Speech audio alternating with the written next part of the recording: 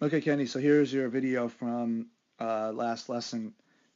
Good job. I wanted to show you some of the things that we worked on here so you can see for yourself the positive impact you have when you make the correct adjustment.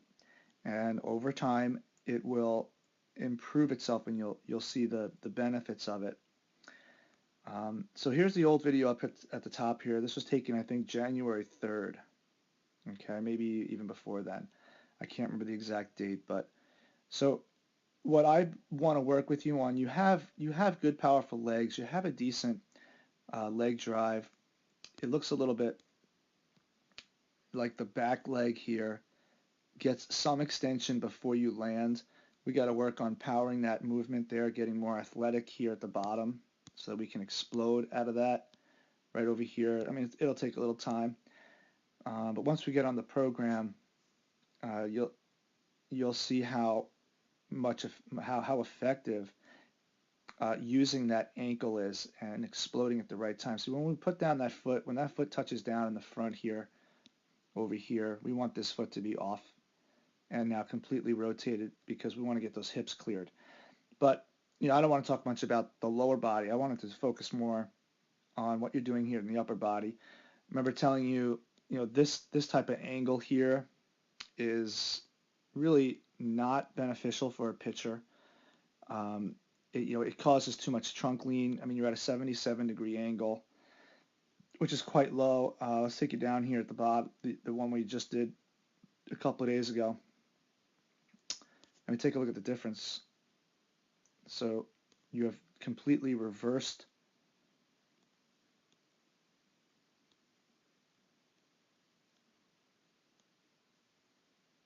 You're about 93-degree angle. That's what you want. You want this tilt backwards. You want the front shoulder elevated so that when you land your front foot, you're standing nice and vertical. All right. So when you get, I mean, first of all, look at this. I haven't even put your foot down yet at the top video. Put your foot down there. Let's take a look at the angle of your trunk in relation to your face. Let's put that right at your face there. About an 80 there. What are you down here? Oh my goodness, this machine. Get you over to your face. About an 87-degree angle. So you're 7 degrees better, and that's pretty significant when you're talking about trunk lean, and because when the trunk is going to now improve its ability to move. I mean, look at the range of motion you have. So you have a larger range of motion. You're going to be able to get more forces to it. It hasn't started rotating yet. So the idea with keeping the shoulder up like you are here, it levels you out. Okay, it gets your shoulders in a much better position. It keeps you from rotating early. So watch the top video. Your elbow over here has nowhere to go. I mean, you kept it so low to begin with. See how much lower it is in the throwing arm. It has nowhere to go but to pull off the body and start opening up that front shoulder.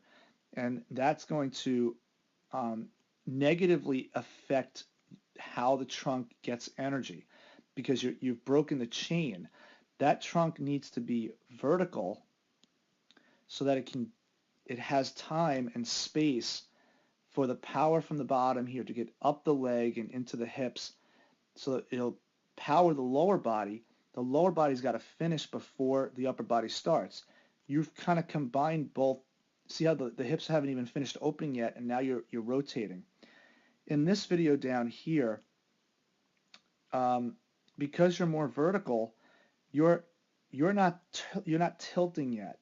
Now, the arm is up too soon in the bottom video, so you're still going to see that the trunk is still kind of moving with the arm at the same time. You're still not really getting much hip and shoulder separation, but you will. But the idea right now is to keep the front shoulder up like a scope so that you're almost like looking down the barrel of a gun here. Using that as your guide, it's going to help you with velocity because the trunk will be in a better position to receive forces and to convert it to the shoulder and then, to the elbow, to the wrist, and really throw that arm at a higher speed. As opposed to in the front here, just pulling off and tilting and then taking the arm from this high position here and casting it down in this direction where your elbow gets way below your ear. So let's watch how your arm follows that red line and throws your elbow way out in front of your face. And take a look at this video here. See, so now because the shoulder is up and the elbow's up, you're going to delay that trunk tilt a little bit. You're going to delay that move, so you're going to give your hips a chance to get open, and you're also going to get some downward motion, not just rotational out this way. So you're going to get more of a linear power there, more of a downward acceleration of the shoulder. And that's key. That's key for velocity. It's key for taking the power, getting the stress, as much stress off the arm as we can. We want the upper body to deliver the arm. And in this position here, it's just much better for that to happen.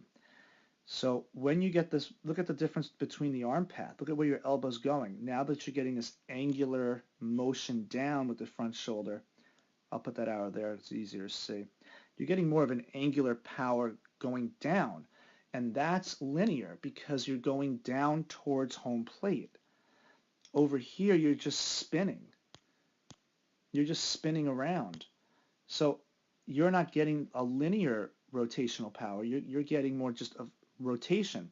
Here you're going to get a combination of linear movement going in the downward direction towards home plate, because the elbow now will rise up above the ear and it will throw your body down this way. Here it's just a rotation. It's just a zip around, okay?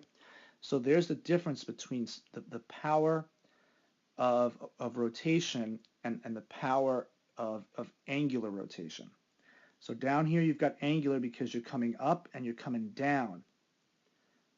Now you still get that arm out in front of the face just a little bit too much because you don't get the arm to lay back. See right here, your leg doesn't brace up the same as it does here. So you're not powering from the ground forces here. You're not really converting much of those ground forces because your angle here is not bad, but it's not as good as it is up in the top video. Mainly because you're focusing on your shoulder. You're at about a 123. Up here, I think you have a bigger angle. This definitely looks bigger than 123. It's probably like 130 something. Oh, wow. Yeah, probably at 138, maybe a little bit smaller. Well, you're definitely closer to 130 than you are in the bottom video.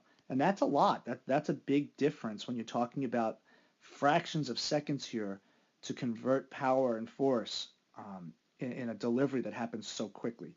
So great job, though. I mean, take a look at how much better that is. Look at the potential you have here now to really explode this trunk in an angular direction. Boom. And the arm's going to lay back and it's going to follow that trunk. All right?